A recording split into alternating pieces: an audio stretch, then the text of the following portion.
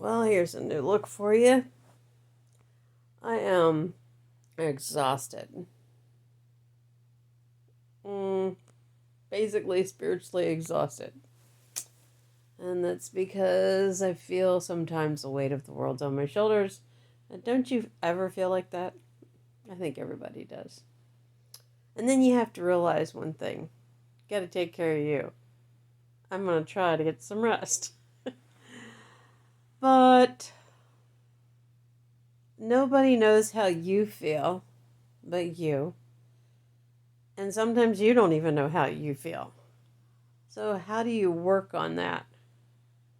Well, let me tell you. You ever just try to figure out how to have closure about a family situation? And I have racked my brain left and right for years trying to figure I got hair in my face. Trying to figure out how to deal with that.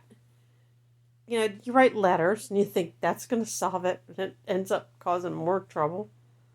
You've got family members and siblings that just want to yell at you for even picking up a pen and writing it on a piece of paper. So, this is my suggestion. And so far, I haven't got any backlash from it. I'm really curious to know what kind of effect it had, but, God may not ever tell me what the effect was. So, I've written letters to a certain family member, very close to myself. And I always get some kind of really negative reaction and kind of tired of the negative stuff. So I thought, well, what could I do that I can't do because I'm not there? It's hard when you have someone that's supposed to be in your life while you're growing up, or actually just supposed to be there, and they're not dead yet. And you're like, okay, I can't sit in a room and talk to this person because they don't want to talk to me. And it's really hard to find closure when you have a deep seated feeling, whether it be a hurt or some kind of trauma or whatever. And I'm not putting on airs. This is me, raw and real. And I'm too old to play the games anymore. So if you write on paper things and it's still misinterpreted, why not do a video just like I'm doing here? So that's what I did. Yeah, I did an introduction as to who I am, to say the things, and very respectfully, mind you. I was not disrespectful. I just said, this is who I am. This is what I've been through. This is what I've wanted to talk to you about. Never got a chance to talk to you about. I don't know how you're going to feel about this, but this is me. So, writing things down is great. Keeping a journal is definitely a must. So you can sort through all those traumatic experiences. And I know it's been a while since I've done a video, so I thought, what the hell? Here I am, and I finally got my closure on my end. Now, I don't know about the person on the receiving end, if she received her closure, but it dawned on me that I finally figured out why I had not had any communication from this person who's supposed to be my number one person in my life, but has chosen to not be. And it's apparent. And it's apparent to me that it's not my fault. I get it. It's not my fault. I've been blaming myself all these years. I am 65 years old, and it's time to put that on the back shelf. And the way to do that was a video. I did a video. I did not put any return address on the envelope because I figured it'd get sent back if I did. You got to go through all these crazy steps just to make sure you make your point and that you let someone know that you're hurting too. And that's part of closure. You have to be able to communicate with that person that has hurt you in a way that's not invasive and it's still respectful, and you don't have to worry about it coming back to haunt you, so to speak. Um, One of my parents has no idea how much pain I am in 24/7. So I explained that and what's going on with that. Like it matters. I don't know. I don't know if the fact that I'm breathing matters anymore. And I got tired of crying about it. Don't you just hate crying about someone you care about, especially if it's one of your parents, that you wonder, did they ever even love me at all? So that's caused a childhood version and level of a traumatic experience for myself. And it does it for lots of children. Growing up, if you have a parent that never gives you nurturing, doesn't, do the things you see, all your friends are always having great time with their parents. And so a lot of decisions we make as adults are the result of childhood trauma.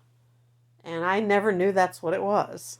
And I did a lot of research and I've read a lot of different things about how trauma can be childhood, follow you into your adulthood, and it can really mess you up. And then you got to be like me, be an old lady, and decide, oh, yeah, okay, now I get it.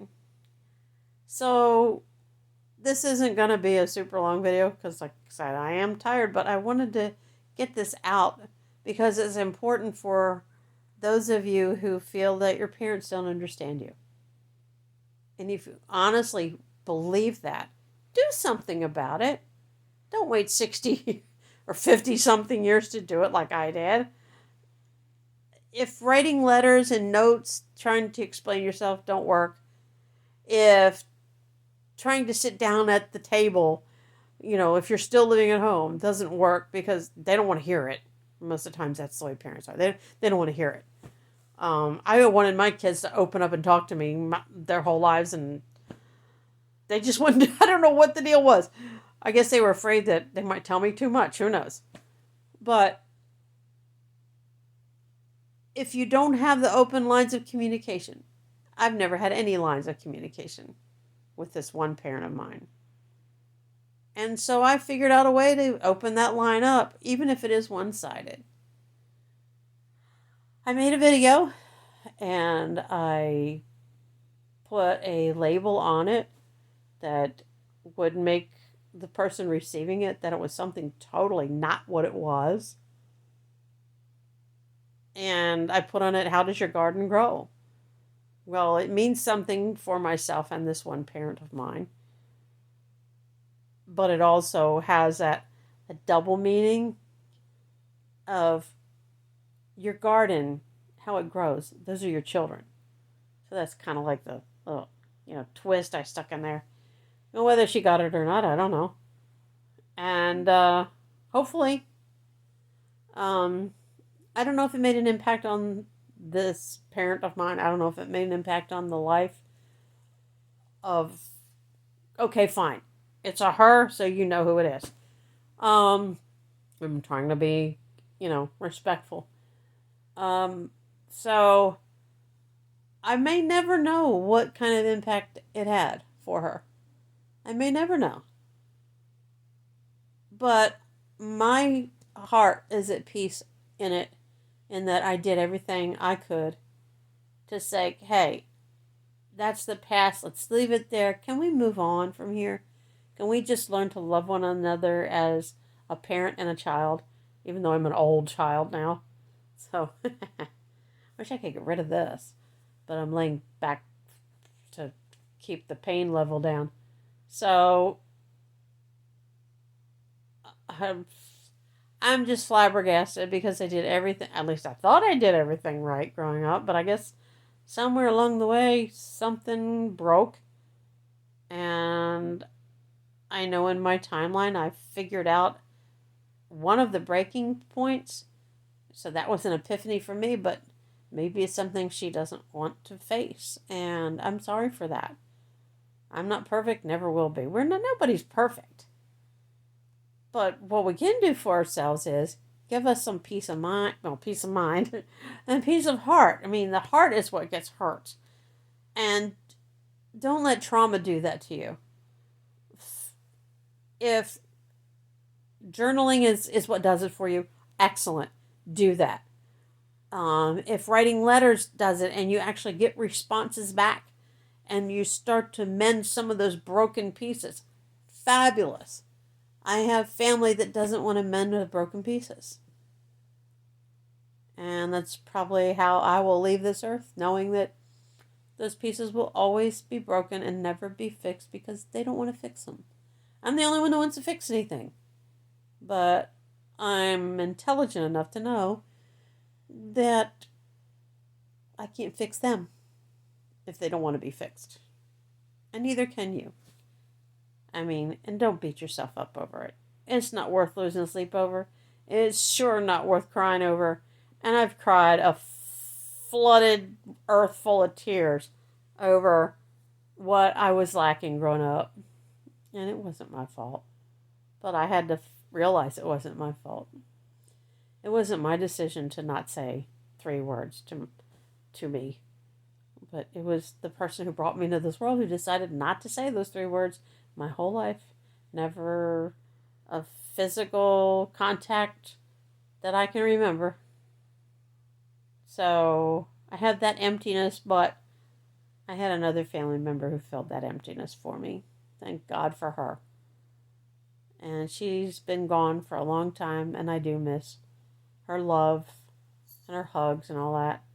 But I know she knows that. I mean, she's still here. She's still here. She's still in here. And she's definitely still in here. A lot of what that family member was to shape who I am will not die until I do. So don't allow your own personal trauma to define you, is basically what I'm saying. Don't let it rule your head, your heart. Don't let it make you lose sleep and lose your hair. I have my hairline receded, and that's because of the stress of the stuff that I would keep worrying about, and why, it's not you that's lacking. It's the person who can't give you that honest, unconditional love that you require to feel whole. So keep your journaling. If you've got some really great friends, talk to them constantly. And if they don't mind, obviously, if they tell you I'm so sick of you calling me, find another avenue. Go, find a craft or some kind of hobby to take up. But to find a really good closure for my situation was to make a video. I put it on a disc and I mailed it. I will probably never know the result, as I said, but at least I did that one thing that I knew that was better than writing a letter. And I'm sorry if anybody gets upset about me sending a video, but it's almost like sitting in the same room, and when you've never had an opportunity to face the person who's hurt you the most, sometimes a video works. I kept a copy for myself. I did. Because I wanted to make sure that I didn't step out of line, because I still had to be respectful. Even as deep as the hurt is in here, I still have respect. Because if that person didn't have me, I wouldn't be here. And that's the bottom line. I can be hurt as deep as it is, but I wouldn't be here. And God had me come here for a reason, and God knew everything that was going to happen in my life growing up, even if I didn't like it. And He was in the middle of it. And that's another thing we forget, isn't it? So God loves you. I love you. I love my family, even if they don't love me. But that's not my issue, is it? And it's not yours. Please take care of yourself. And stay healthy. And don't let the world beat you up. And don't wait until you're 60 years old to figure out how to come to a epiphany of how to get your peace inside in your heart and soul. Take care.